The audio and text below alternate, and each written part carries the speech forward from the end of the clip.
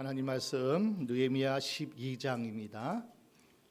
본문은 27절부터 43절까지인데 우리 첫 절하고 마지막 절만 함께 한 목소리로 함께 우리 합독하십니다. 12장 27절부터 보겠습니다. 예루살렘 성곽이 낙성되니 각처에서 레위 사람들을 찾아 예루살렘으로 데려다가 감사하며 노래하며 재금치며 비파와 수금을 타며 즐거이 봉헌식을 행하려 하매. 우리 43절입니다. 이날에 무리가 크게 제사를 드리고 심히 즐거워하였으니 이는 하나님이 크게 즐거워하게 하셨습니다. 부녀와 어린아이도 즐거워하였으므로 예루살렘에 즐거워하는 소리가 멀리 들렸느니라. 아멘. 주일마다 드려지는 이 예배가 감동적인 예배, 살아있는 예배, 다시 말하면 밋밋하고 아무 생각도 없고 그리고 죽어있는 생동 있는 예배가 아니라면 그 예배는 하나님이 기뻐받지 않고 우리에게도 너무나 중요하고 너무나 소중한 이 시간에 하나님과 상관없는 예배가 될 수 있다는 거예요. 그래서 우리는 주일마다 드려지는 이 예배가 감동적인 예배가 되어야 됩니다. 사람의 말로 감동을 주는 것이 아니라 성령이 여러분의 영혼을 터치하고 여러분을 만지고 여러분을 치료하고 여러분을 다시 한번 내 영혼이 송색되는 하나님의 성령의 감동이 있는 그러한 예배가 하나님이 기뻐하시는 예배고, 그러니까 영으로 영을 만나는 거예요. 하나님은 영이시기 때문에 우리는 영으로만 하나님을 만나는데 내 영이 깨어있든지 내 영이 온전히 하나님 앞에 말씀으로 서 있지 못한다면 그 영이 하나님 앞에 나갈 수 없겠죠. 감동 있는 예배가 될 수 없겠죠. 살아있는 예배는 교회를 살립니다. 그리고 저와 여러분 하나님의 백성, 하나님의 자녀 성도를 살립니다. 예배란 것은 살아계신 전능하신 나의 주, 나의 하나님, 나를 지으시고 나를 구원하신 그 하나님 앞에 경배로 올려드리는 거예요. 이것을 총칭하여 찬양한다는 거예요. 찬양. 하나님을 경외하고 그 이름을 높이고 그리고 온 우주 만물에 행하신 그분의 모든 일들을 인정하고 받아들이고 하나님이 옳으십니다. 하나님만 홀로 영광 받으옵소서. 이것이 바로 진정한 예배라는 거예요. 성령이 주장하지 않으면, 붙잡지 않으면, 내 영이 살아있고 내 영이 깨어있고 내 영이 하나님의 말씀의 주파수와 딱 맞지 않으면 그 예배는 감동적이고 살아있는 예배가 되지 못한다는 거예요. 그래서 하나님은 그 예배하는 자, 감동 있고 그리고 살아있는 그 예배자를 찾으셔서 하나님은 기뻐하신다는 거예요. 영광을 받으신다는 거예요. 그리고 내가 복 주마 약속하신 대로 하나님이 마음껏 복 주시겠다고 특별히 성일을 정하시고 거룩한 앙실에 부활의 예수님이 다시 살아나신 그날, 오늘 주일에 하나님의 특별한 은혜를 하나님이 정하신 장소에서 정하신 시간을 통해서 하나님은 하나님의 사람들에게 복 주시는 이 예배가 너무나 귀한 예배라는 거예요. 많은 예배가 있지만 모든 예배가 우리에게는 소중하고 삶의 예배, 영적 예배도 다 우리에게는 필요하고 있어야 되고 빼앗겨 되지 않을 예배지만, 그러나 하나님이 특별히 온 성도가 집중해서 전심을 다해서 온 힘을 다해서 드려주는 이 시간의 이 예배가 가장 우리에게는 뺏기면 안 되는, 그래서 초대교회로부터 많은 성도들이 그러한 어떤 기도를, 그러한 예배를 하나님께 드려줬다는 거예요. 예배한 시간을 지키기 위해서 목숨을 걸었어요. 우리는 적어도 성수주일 신앙만큼은 빼앗겨서는 안 돼요. 이 거룩한 날 이 날은 내 날이다. 이 시간은 내 시간이다. 입사시간, 주일이 하나님의 시간이요 하나님 앞에 드려지는 날이지만 특별히 우리가 드려지고 예배하는 이 한 시간이 우리에게는 너무나 중요합니다. 좋은 예배가 좋은 교회를 만듭니다. 오늘 본문 느헤미야 12장에는 하나님의 은혜로 성벽을 재건했습니다. 얼마나 감사한지 하나님 앞에 봉헌 예배를 준비하고 드려지는 그 사건이 오늘 본문의 12장입니다. 느헤미야는 봉헌 예배 전에 먼저 레위인을 찾습니다. 그 레위인은 하나님의 성전에서 하나님 앞에 예배하고 제사하는 일에 수종드는 지파가 레위 지파입니다. 그래서 느헤미야는 먼저 레위 지파를 찾아요. 먼저 성가대를 조직합니다. 그리고 그동안 하지 못했던 여러 가지 조직을 훈련을 마칩니다.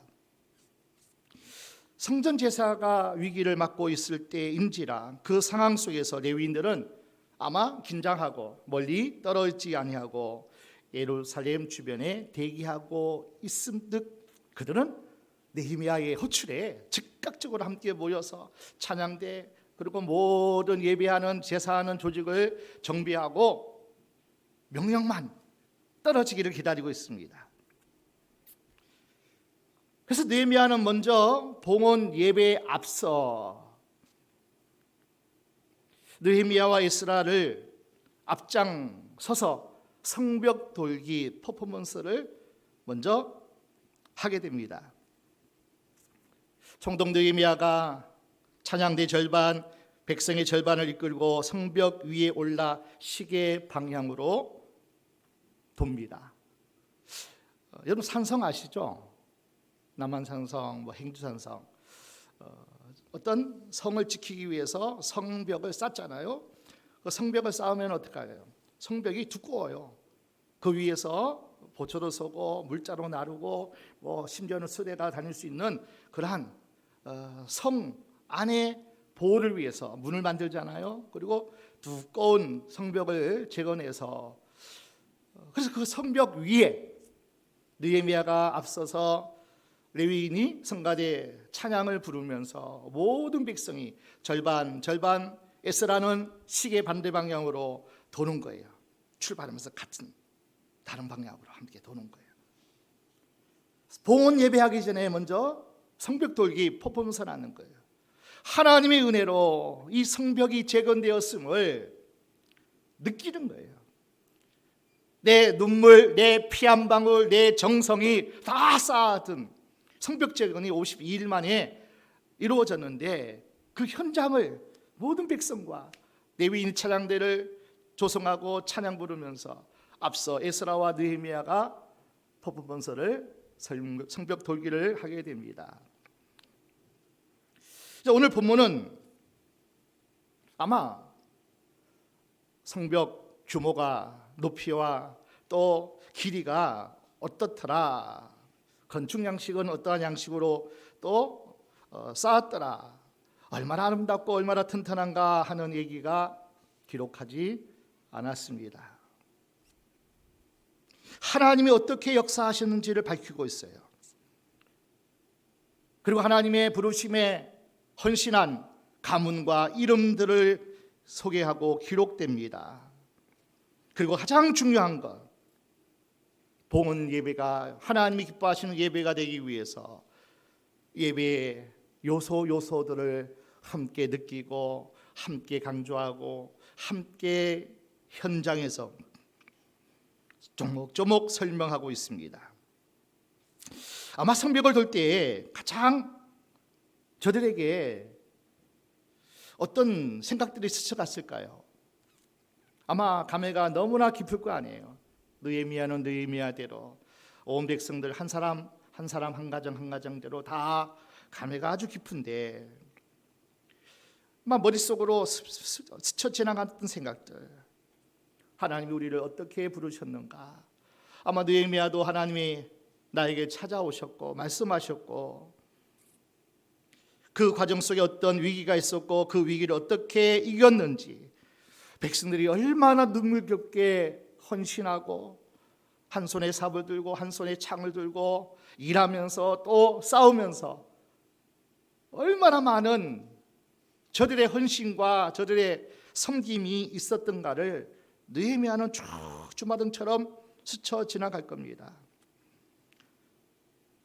오늘 성벽을 도는 12장 이 말씀 속에서 더 감명 깊은 것은 아마 1장, 2장이 눈앞에 펼쳐 지나갑니다. 내가 페르시아에 있을 때 동생 하나니로부터 예루살렘 성전이 회파되고 성벽이 무너지고 성문은 다 불탔고 백성들은 너무나 어렵고 힘든 삶을 살아가고 농사지어도 짐승 떼도 다 빼앗기고 도적질 당하고 이러한 상황을 들었던 느헤미야 1장에 소개되어 있잖아요.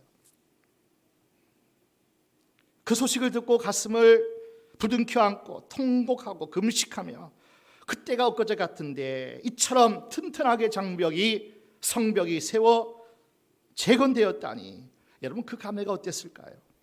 아마 눈물이 앞을 가릴 거예요. 자기도 자기지만 함께하는 모든 사람들이 얼마나 자기 자리에서 자기가 할 일을 얼마나 잘 감당했는지, 하나 되지 못하면 할 수 없는 그 일을 하나님이 감동시켜 주셨고, 하나님이 은혜 주셨고, 하나님이 후원해 주셨고, 하나님이 지켜보호 주셨고, 하나님이 함께 하셨기에 하나님을 향해서도 너무나 감사하고 백성들을 향해서도 너무나 감사하고 아마 눈물이 앞을 가르침직합니다. 얼마나 많은 방해가 있습니까? 산발락과 도미야가 얼마나 조롱했습니까? 그 성을 만들 수 힘이나 있니? 그 성벽 만들어봤자 여호와 올라가도 다 무너질 성벽 될 건데, 조롱하고 암살 모의도 하고 얼마나 많은 힘든 시간, 아픔, 외로움, 고독 속에서 그 성벽을 재건하고 그 성벽을 지금 돌고 있는 거예요, 여러분.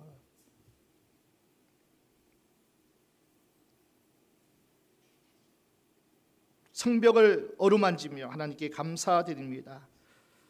레위인의 찬양과 함께 돌고 있을 때 그들은 가슴을 더욱 벅차게 만들었습니다.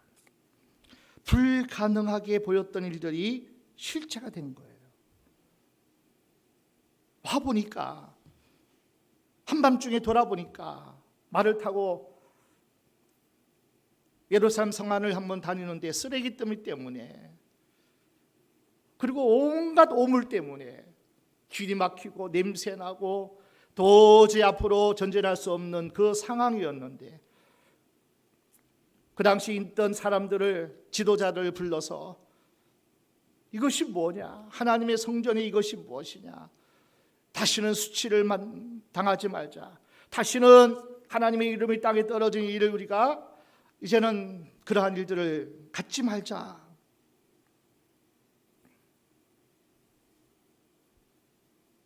그리고 8장에 보니까 수문화 광장에 모여가지고 하나님 말씀을 들으면서 회개하고 서명하고, 하나님 우리가 이제는 잘못된 것 다 청산하고 다 버리고 하나님 말씀만 우리의 삶의 주가 되고 목적이 되고 삶의 모든 매뉴얼이 되기를 원합니다. 서명하는 거예요, 일일이. 12장에 그 일들을 쭉 다 이렇게 스쳐갔던 수많은 일들을 그 퍼부면서 그 성벽을 도는 가운데 스치지 않았겠냐고요. 이 성문 공사를 마치고 하나님이 하셨다라고 고백하는 봉헌 예배를 드리기 전에 이 퍼포먼스를 하고, 하나님 감사해요, 하나님의 은혜였습니다, 하나님이 우리를 사랑하셨네요, 전혀 불가능한 회복을 하나님이 주셨네요. 그래서 하나님께 감사하는 그 예배가 봉헌 예배라는 거예요. 이보다 더 큰 감격이 어디 있겠어요? 이보다 더 아름다운 예배가 어디 있을까? 하나님이 하셨습니다. 하나님이 지혜도 힘도 하나님의 놀라우신 은혜로 되어졌습니다. 에스라 느헤미야는 온 백성들은 감격에 겨워 울고 있지만은 않았습니다.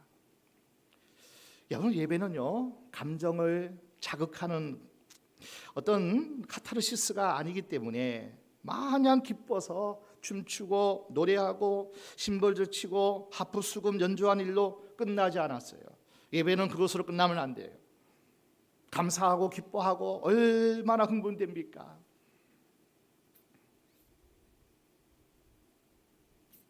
그냥 울고 기뻐하면 그것으로 끝나지 않았어요.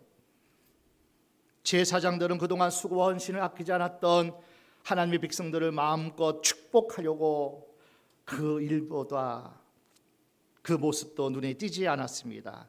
예배는 우리가 한 일에 대해서 복달라고 위복 타령하는 그것이 예배가 아니기 때문이에요.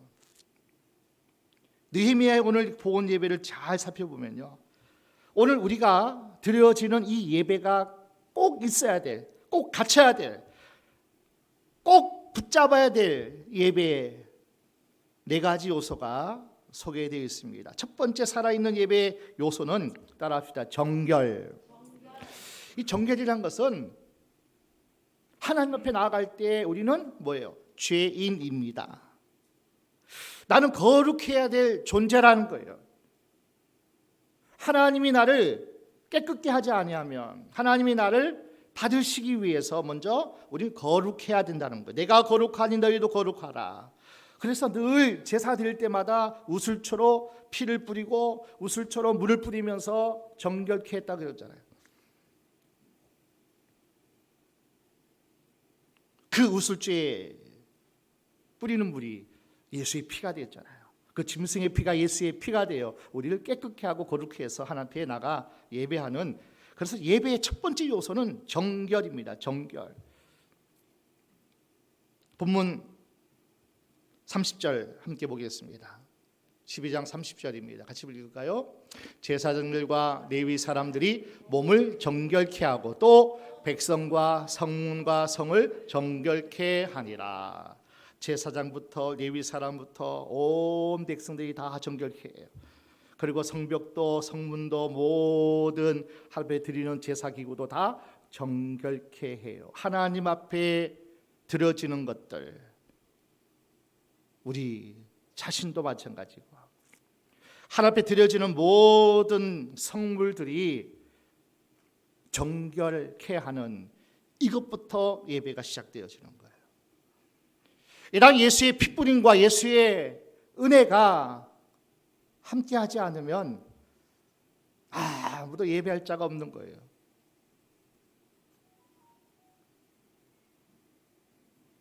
복음 예배는 하나님께로 나아가고 하나님을 만나기 위한 과정입니다. 정결이란 순수하다, 깨끗하다는 뜻이에요. 더러운 것은 다 닦아 씻습니다. 오염된 것은 다 불로 태웁니다. 복음 예배를 드리는 모두의 마음을 정결하게 순수하게 했다는 거예요. 그래서 예배에 내 욕망, 내 욕구, 내 추한 동기들이 끼면 안 된다는 거예요. 무엇을 위해서 예배한다? 어떤 조건, 어떤 목적을 위해서, 그것이 내 욕망, 내 어떤 삶의 동기가 그것이 주가 돼서는 안 된다는 얘기예요. 끼어서는 안 됩니다. 우리 주님이 말씀하셨어요. 내 집을 강도하는 소굴로 만들려고 하느냐. 하나님 앞에 나갈 때는 강도의 입장에서 나가면 안 돼요. 어떻게 하면 내가 더 유익을 취할까? 어떻게 하면 내가 더 세상 욕망을 채울까 하는, 하나님이 어떤 도깨비 방망이 역할을 하시는 분으로 나의 모든 소원을 이루어 드리는 그러한 예배가 돼서는 안 된다는 거예요.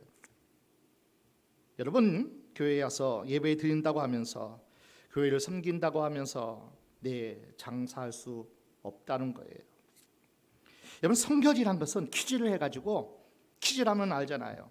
알고 보면 자꾸 안으로 들어오고 가라지는 자꾸 밖으로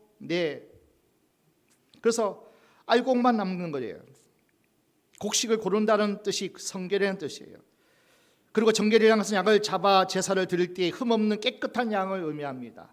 흠도 점도 없어야 돼요. 이 정결입니다. 정결이라는 것은 오직 하나님이 하셨습니다 하는 고백이에요. 느헤미야도 안 해요. 에스라도 안 해요. 제사장들도 안 해요. 그 누가 그 예배의 주인공 될 수 없어요. 하나님이 하셨습니다. 느헤미야서는 13장으로 구성된 짤막한 성경이지만은 느헤미야서에 하나님이라는 단어가 60번 이상 소개되어 있습니다. 성벽 재건 과정에서 하나님이 어떻게 시작하셨는지, 하나님이 어떻게 역사하셨는지, 하나님이 어떻게 그 일을 마쳤는지 그것을 기록한 책이 느헤미야입니다. 하나님이 일을 시작하셔요. 하나님이 역사하셔요. 하나님이 완성시켜 주셔요. 그래서 예레미야 33장에도 일을 행하는 여호와 그것을 지어 성취하는 나 여호와가 말하노라. 하나님이 어떻게 역사하셨는가를 기록한 책이 하나님이 하셨습니다 하는 책이 느헤미야 책이라는 거예요. 한마디가 뭐예요? 하나님이 하셨습니다. 봉헌이 뭡니까? 하나님이 하셨습니다. 하나님 감사합니다. 드려지는 예배가 봉헌 예배. 이 고백이 정결이라는 거예요. 정결, 거룩이라는 거예요. 여러분, 내 생의 마지막 날 하나님 앞에 설 때에 하나님이 각자에게, 저와 여러분에게 면류관을 씌워 주실 거예요. 성경에는 생명의 면류관, 금면류관, 썩지 않을 면류관, 의의 면류관을 하나님이 각자에게 상급으로 면류관을 다 씌워줄 거예요. 하나님 앞에 설 때 그렇게 할 거예요. 하나님이. 그때 우리는 어떤 고백을 해야 되는지 아세요? 그 면류관 벗어 주께 드려야 돼요. 하나님의 은혜였죠. 이렇게 헌신하고 이렇게 하나님 앞에 구원받은 자로, 하늘 백성으로 이 모든 것이 하나님이 하셨습니다. 그 면류관 벗어 어떻게 해요? 주께 드려야 돼요. 아멘. 그 성경에 구원받은 성도들의 모습으로 기록되어 있어요. 그 면류관 벗어 주께 드리는 거예요. 그게 뭐예요?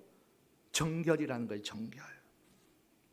나는 죄인입니다. 무익한 종이로소이다. 고백하면서 하나님이 하셨습니다. 제가 한 것 없습니다. 이 고백하는 게 정결입니다.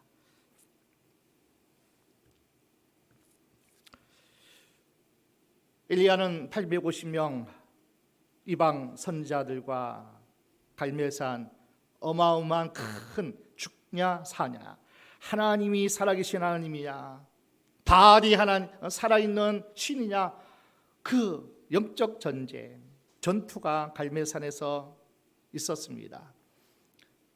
엘리야가 하나님의 불응답을 끌어내리고 우리가 믿는 그 하나님이 참 신이다, 살아계신 하나님이라는 것을 보여주고, 아합이 마차를 타고 내려갈 때 앞서 달려갑니다. 퍼포먼스를 하는 거예요. 하나님이 불의 응답으로 살아계신 하나님인 것을 보여주셨다. 하나님이 천지의 창조주 하나님이시다. 그 하나님이 지금도 우리의 민족의 하나님이시다. 그 하나님이 우리를 살리고 세우시는 하나님이시다. 땅의 주인도 하늘의 주인도 하늘을 닫고 여시는 분도 하나님이시다. 앞서 달리면서 엘리야가 비를 맞으면서 모든 세상 사람들에게 그것을 드러내는 겁니다. 느헤미야와 에스라는 성벽에 올라 에워싸고 돌며 오직 하나님이 하셨다라고 고백합니다. 이것이 정결입니다. 예배의 첫 번째 요소, 오직 하나님께만 영광입니다. 하나님께만 드려져야 됩니다. 하나님이 역사의 주인이시고 예배의 주인도 되시고 나를 구원하신 분, 온 세상의 창조주 한 분, 심판하실 한 분, 하나님이시다. 그래서 하나님을 의식해야 돼요. 하나님을 바라보셔야 돼요. 그리고 우리의 고백은 하나님이 하셨습니다. 나의 마음도 나의 몸도 나의 모든 물질도 하나님께로부터 왔습니다. 하나님 받으옵소서. 이것이 바로 첫 번째 정결이라는 겁니다.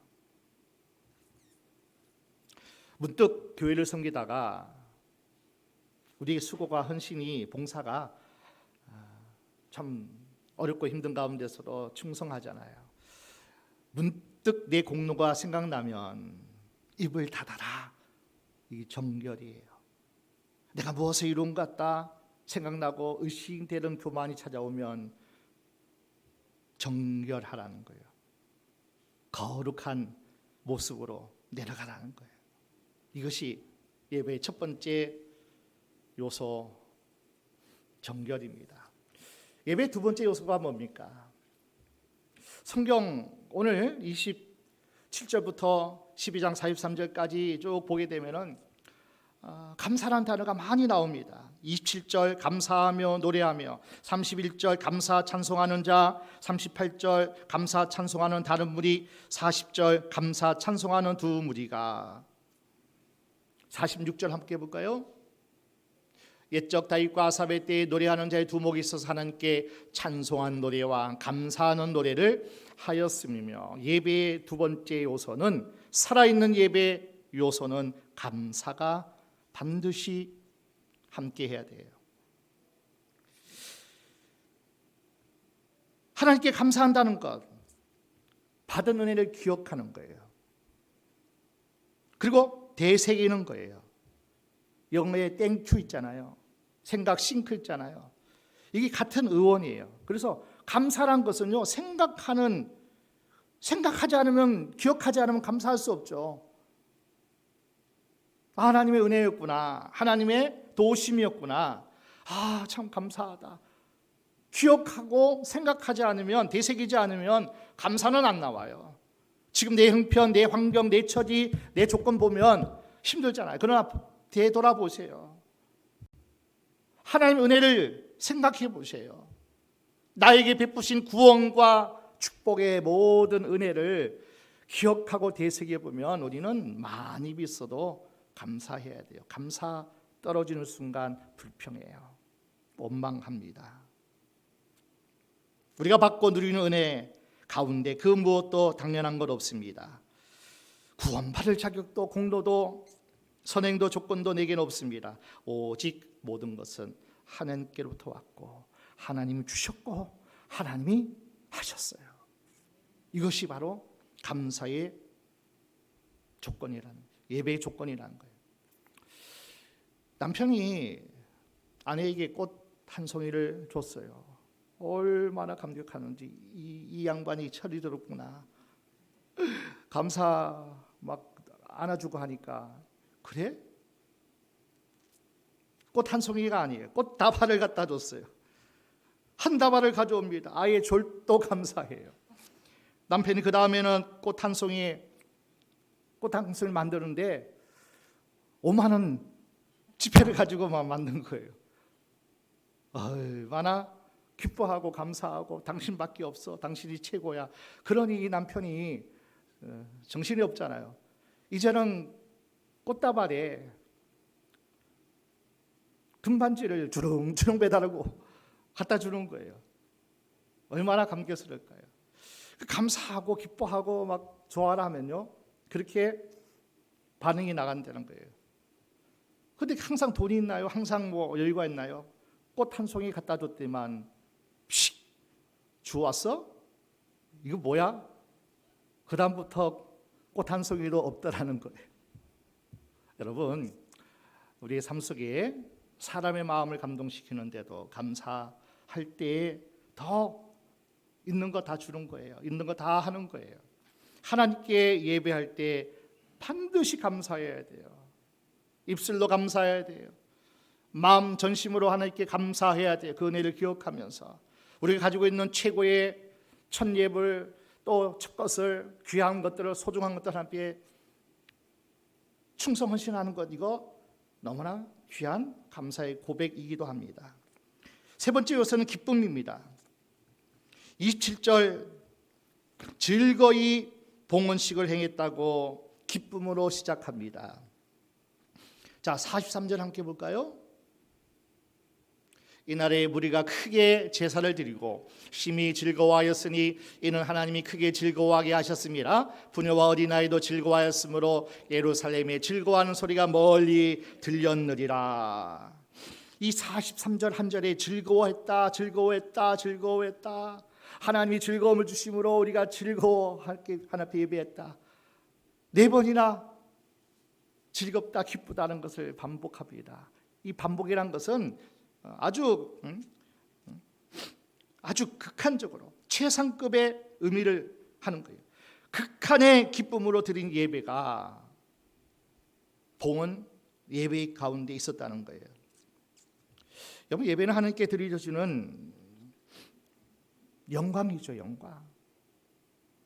그런데 그 영광은 하나님께도 영광이지만은 나에게도 큰 기쁨으로 임하게 된다는 사실이에요.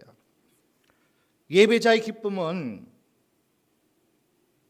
하나님의 영광과 같은 개념이라는 거예요. 하나님께 영광이 되어지면 우리에게 찾아오는 것은 기쁨이에요. 기쁨, 극한 기쁨, 극한 즐거움으로 하나님이 선물로 주셔요. 이것이 얼마나 우리에게 축복이 되고 은혜가 되는지 몰라요. 즐거이 드려져야 돼요. 즐거이 행해야 돼요. 즐거운 예배를 하나님 앞에 드려져야 됩니다. 저는 이 교회 담임 목사로서 꿈이 있습니다. 우리 성도들이 오늘 거룩한 주일날 주님 앞에 나와서 예배하는 이 예배가 즐겁고 기쁨으로 예배하기를 원해요. 행복한 신앙생활, 행복한 교회 생활하기를 원하고, 여러분 삶 속에서 항상 기쁨과 즐거움에 그 에너지가 넘치는 그런 삶이 되기를 저는 소원합니다. 그러니까 우리의 삶이 기쁘고 즐거워야 돼요.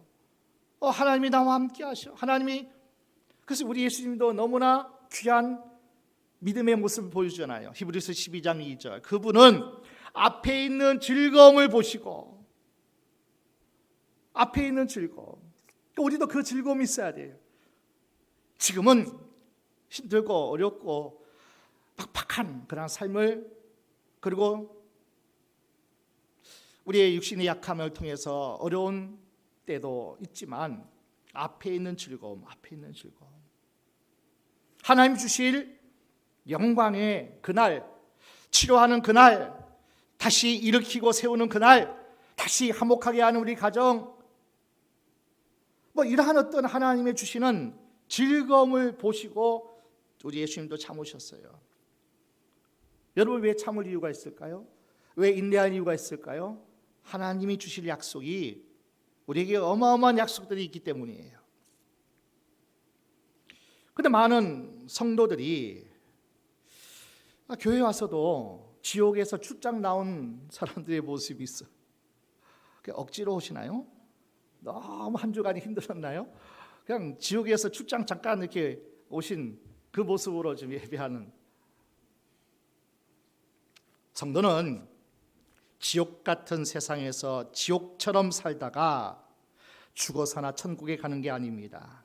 천국 같은 세상에서 천국처럼 살다가 영원한 천국에 들어가는 것이 믿음의 사람인 줄로 믿습니다. 왜냐하면 하나님이 함께 하시잖아요. 지금 어렵지만은 가정 구원을 위해서, 지금 힘들고 어렵지만 연단 과정에 있고 훈련 과정에 있다는 것을 알기 때문에 기쁜 거예요. 하나님이 나를 어떻게 사용하시려고 이렇게 극한 훈련을 하시는가. 주일은 기쁨을 얻는 날이에요. 예배는 기쁨으로 드리는 날입니다. 마지막 예배 요소 4번째, 드림의 예배입니다. 정결의 예배, 감사의 예배, 기쁨의 열매, 그 다음에 예배 요소 가운데 하나가 드림의 예배라는 거예요. 12장 44절 47절에 보니까 지금까지 성전 곳간이 비어 있어서 레위인들, 제사장들이 사역할 그러한 성전을 지킬 수가 없었어요. 그들은 분깃이 없잖아요. 그들은 일을 안 하잖아요. 땅이 없잖아요. 어디 기업이 없잖아요. 성전의 곳간이 비어 있으니 성전을 지켜야 될 사역자들이 지킬 수가 없었어요. 봉헌 예배와 함께 감사와 기쁨의 예배를 드린 백성들이 일제히 11조와 감사 예물을 하나님께 풍성히 드림으로 성전이 활기를 되찾아 가고 있습니다.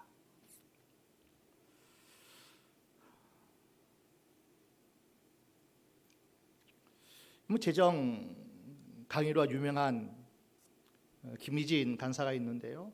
그 재정에 보면은 11조는 종자씨와 같다는 거예요. 종자씨. 종자씨는 그냥 아무리 배고파도, 아무리 힘들어도, 아무리 아파도, 아무리 뭐 큰일 나도요, 그 종자씨는 뭐예요? 남겨놔야 돼요. 그거 까먹으면요, 농사 못 짓는 거예요. 11조가 그 개념이라는 거예요. 그건 하나님의 것이에요.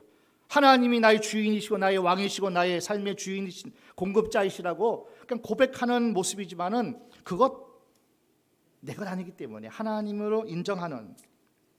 그래서 온 백성이 깨닫고 나니까 봉헌 예배 드리면서 11조와 헌물을 하나님께 풍성히 드리고 하나님 은혜 받았습니다. 구원 받습니다. 뭐 이런 놀라운 예배의 주인공이 그들이 되는 거예요. 우리가 하나님께로부터 받은 것이 너무나 많죠. 성령의 임재가 지금도 우리와 함께 하시죠. 그러나 우리 입장에서 보면 예배는 드리는 겁니다. 예배 본다 그러지 말고 우리는 예배를 드린다, 그렇게 우리가 고백하잖아요. 13장에도 계속 나오는 얘기입니다. 왜 11조와 봉헌이 왜 이유도 성경에 많이 나올까?